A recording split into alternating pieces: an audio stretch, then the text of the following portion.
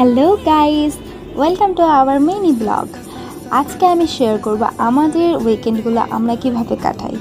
তো আমি সবার প্রথমে বলবো যে উইকেন্ড বলতেই আমাদের কাছে গঙ্গার পাড় সবার ফার্স্টে আমার মাথায় আসে। তো স্পেশালি আমার কথাতেই সমস্ত কিছু প্ল্যানিং হয়। তো সেক্ষেত্রে আমরা বেশিরভাগ সময় উইকেন্ডে গঙ্গার পাড়েই কাটাতে বেশি পছন্দ করি।